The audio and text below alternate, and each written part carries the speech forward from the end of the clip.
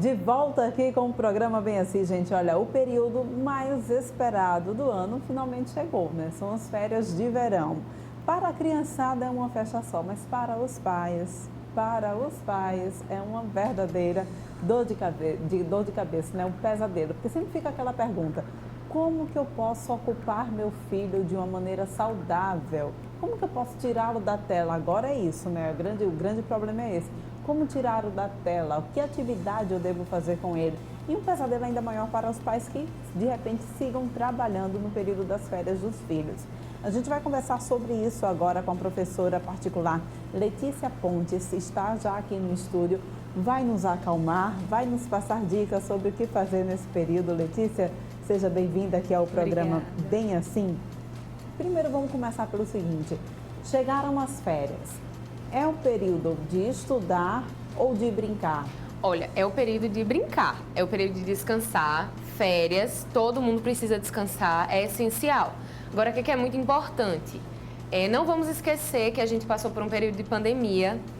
Essa pandemia, infelizmente, deixou problemas, né, na educação de todo mundo, deixou, assim, uma lacuna no aprendizado, deixou uma lacuna nos conteúdos. Então, os alunos que têm maior dificuldade, os alunos que apresentaram notas baixas, esses alunos, eles precisam começar a se preparar com antecedência, né, com alguma antecedência. Porque, senão, quando chega já as primeiras provas, agora que a maioria das escolas estão da forma trimestral, esses alunos vão vir com tudo nessas dificuldades. Então, a gente não pode esquecer desses alunos. Se não é o caso, deixa a criança brincar, deixa a criança se divertir, deixa o adolescente se divertir, porque é o momento para isso. Pois é, mas aí vem, olha, brinquedos eletrônicos, tela, celular, são um tormento para os pais, né? A gente conseguir conciliar, conseguir tirar a criança da tela não é uma coisa muito fácil. O que a gente deve fazer? Não é uma coisa fácil. Então, primeiro a gente precisa se observar, porque as crianças e os adolescentes, antes de mais nada, eles imitam a gente. Então, eles imitam o pai, eles imitam a mãe. Se a gente está o tempo todo grudado no celular, a gente não tem como exigir que essa criança, que esse adolescente saia da tela. Se a gente não oferece um substituto para a tela, a gente não tem como tirar ele da tela. Então, antes de mais nada, a gente precisa pensar numa estratégia, assim, no contexto dessa criança. Antes de pensar qual atividade, qual brincadeira? Porque atividades e brincadeiras, olha, cantiga de roda é fantástico. Amarelinha é fantástico, desenvolve 1 milhão de habilidades incríveis, né? Inclusive para crianças de idades diferentes, você desenvolve habilidades fantásticas. Mas do que adianta se eu não vou conseguir trazer a atenção da criança para essa atividade, né? Então, uma boa alternativa é pai, mãe, avó, tia, a rede de apoio dessa criança, buscar se envolver.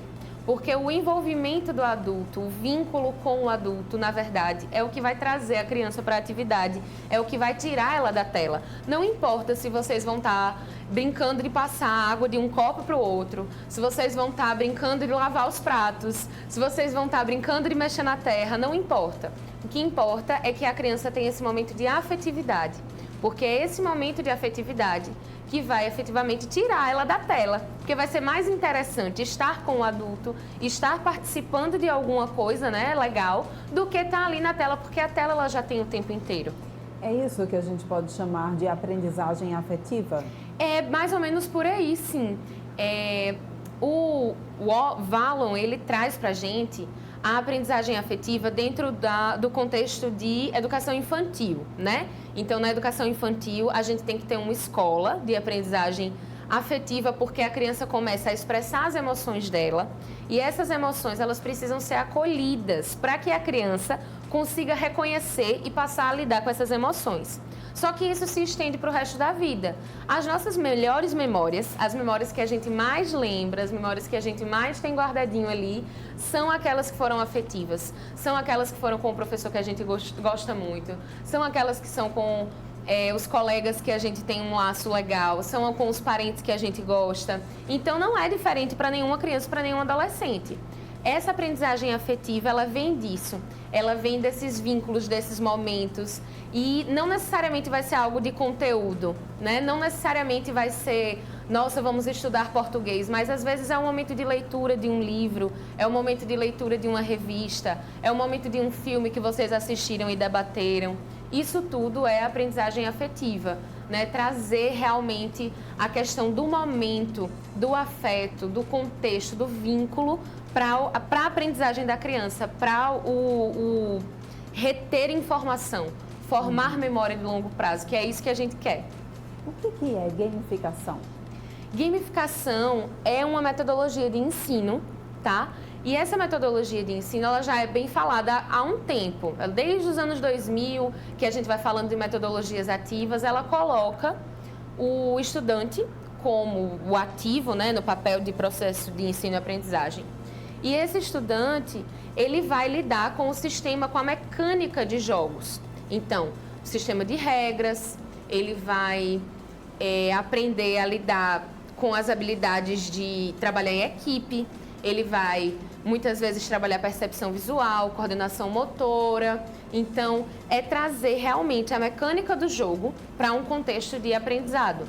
As escolas fazem bastante isso, mas a gente pode fazer isso em casa, os pais podem fazer isso em casa. Inclusive, é muito mais interessante quando é feito em casa, porque às vezes na escola se limita muito a essa coisa de, vamos fazer um quiz, vamos fazer um, né, a gente usam muito hoje o Kahoot, usam algumas ferramentas como essa, mas em casa é muito legal que se aplique a mecânica dos jogos, principalmente por causa da questão das telas, porque hoje as crianças e adolescentes já estão muito acostumados a lidar com jogos, a, né, querer, enfim, sempre conhecer um jogo novo, enfim.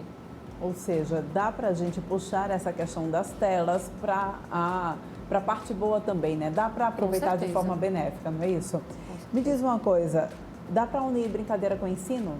Com certeza. Em casa é fácil de fazer? Em casa é fácil de fazer, porque a gente tem... Joguinho da forca. Joguinho da forca, jogo dos pontinhos, stop, a dedonha, dominó, xadrez, ludo, dama, amarelinha eu já citei, mas tanta coisa simples, né? Até aqui em Maceió, a gente brincar na areia. Isso é tão importante para crianças menores, crianças até 5, 6 anos. É tão importante a criança ter o contato com a areia, ter o contato com a água do mar, ter o contato com outras crianças, porque quando a gente vai à praia, parece que todas as crianças se encontram, né, e se reúnem. E assim, vamos aprender a desvincular o aprendizado do estudo conteudista da escola. Porque não é necessariamente sobre a nota 10 no conteúdo de português, que é uma coisa específica, ou aquele conteúdo de matemática que a gente sabe que não vai usar tanto assim lá na frente, que é um conhecimento mais específico. Essas coisas, elas têm finalidades, né? E elas podem ser vistas mais tarde. Para as crianças, a gente precisa fazer um esforço de que elas compreendam o estudar como muito mais do que estudar. É conhecer, elas estão conhecendo o mundo. Então, motivá-las é trazer essa brincadeira, trazer olha, vamos fazer uma coisa nova hoje, a gente vai fazer uma coisa diferente, uma coisa que a gente nunca fez. Às vezes é algo muito simples, vamos fazer um piquenique. A criança nunca fez um piquenique, sabe? Nunca fiz uma cabaninha na sala. Bota 2 cadeiras, um lençol em cima. Você fez o dia da criança. Então, são essas pequenas coisas que a gente tem que ir se habituando a trazer para a rotina. E não achar que precisa de grandes coisas, porque a gente acha que precisa de grandes coisas, de grandes mirabolâncias, né? Para entreter as crianças, entreter os adolescentes, mas não é. O que a gente precisa, na verdade, é do olho no olho, do contato, do ouvir. O que a criança quer fazer? O que o adolescente quer fazer? E aí, o que você gosta de fazer, né? E trazer esse diálogo como forma de se conectar mais. Essa conexão é o que gera o aprendizado de verdade, é ela que gera o aprendizado. Como lidar com adolescentes nessa época, né? Adolescente é um pouco mais difícil, porque a criança a gente ainda consegue arrancar, a gente como você já bem disse, pintou o chão, já é uma brincadeira para a criança. Mas como arrancar os adolescentes da tela do celular? Ou, de repente, também como fazê-los estudar alguma coisa que ele precisa estudar para o Enem, por exemplo, e que durante as férias ele precisa também estar se aprimorando em relação a isso, né? Como que a gente deve fazer, então, para lidar com os adolescentes? Olha, em relação à restrição de tela, eu acho que é muito uma questão do tempo de tela, porque tirar essa tela a gente não vai conseguir, não vai dar, é irreal, né? Irreal não, perdão, porque existem famílias que conseguem, né? Famílias e famílias. Mas é muito difícil para um adolescente que já passa muito tempo você fazer essa restrição total. Qual é o melhor? Combina. Vamos fazer combinados, vamos fazer negociações com esse adolescente. Olha, vou dar um exemplo, Gabriel, eu tenho um irmão chamado Gabriel. Olha, Gabriel, você hoje você quer jogar? Quero jogar. Você vai jogar de 3 da tarde até às 6, tá certo? Tá certo. Depois de 6 horas, a gente vai fazer outra coisa. Ele não sabe o que é, você ainda não sabe o que é, entendeu? Você vai pensar daqui pra lá, mas estabelece um horário com ele. Deu aquele horário, sai para jantar, sai para fazer outra coisa. Exercício físico, traz o exercício físico para a rotina. Uma caminhada que seja com o adolescente já vai fazer a diferença. E tenta ouvir dele. Eu não vou lhe dar uma dica. Faz isso e isso, porque cada adolescente é um universo. E cada adolescente vai querer fazer uma coisa, né? Então, ouça dele. Essa é a minha dica. Ouça do adolescente o que interessa a ele e combine, faça combinados. Vão ser tantas horas de tela, né? Você vai poder usar o celular de tal hora até tal hora, você vai poder usar o computador de tal hora até tal hora e o resto do dia a gente vai fazer outras coisas. Não tá dando? Envolve esse adolescente, a criança também, mas envolve esse adolescente nas atividades de casa. Assim, arrumar a cama, ajudar com uma coisa mais simples, lavar os pratos, lavar alguma coisa de roupa, enfim. É pequeno, mas isso traz autorresponsabilidade, né? Isso traz uma habilidade muito importante para o amadurecimento. O adolescente que está precisando estudar, precisa ser criado regras, né? Olha, você vai estar de férias 100% liberado até tal dia e a partir desse dia, né, uma semana aí antes de voltar às aulas, eu acho que é o ideal.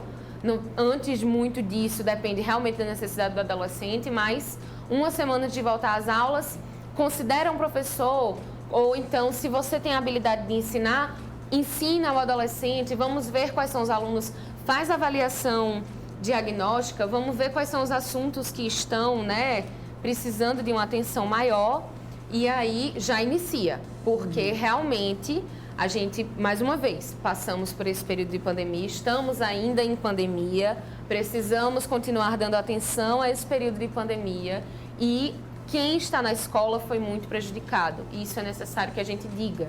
As crianças e adolescentes em período de pandemia foram muito prejudicados pelo tempo em isolamento social. Totalmente necessário o isolamento social. Porém, esse prejuízo ele vai se perpetuar. É um marco na geração deles. E nós, adultos, somos responsáveis por minimizar os efeitos disso para eles. Nós somos os responsáveis. Então, é a gente que precisa pensar na solução, né? No momento, pode ser essa uma semana antes. Muito bem. Muito obrigada, Letícia. Obrigada. Foi muito bom te receber aqui no Estúdio do Bem Assim. Gente, anota essas dicas. No final de tudo, eu acho que é muito importante a mensagem que você passou, é o olho no olho, isso seja para a criança ou para o adolescente. Eles precisam perceber que a gente está ali e que a gente também está envolvido na atividade, não é isso? Exatamente. Muito obrigada, a gente volta a se encontrar em outra Paulo. oportunidade.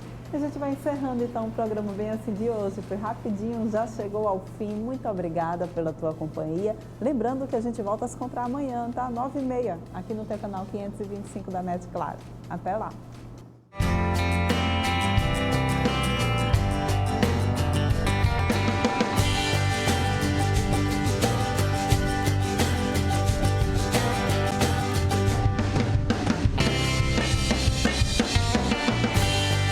Oral Unique. Cada sorriso é único.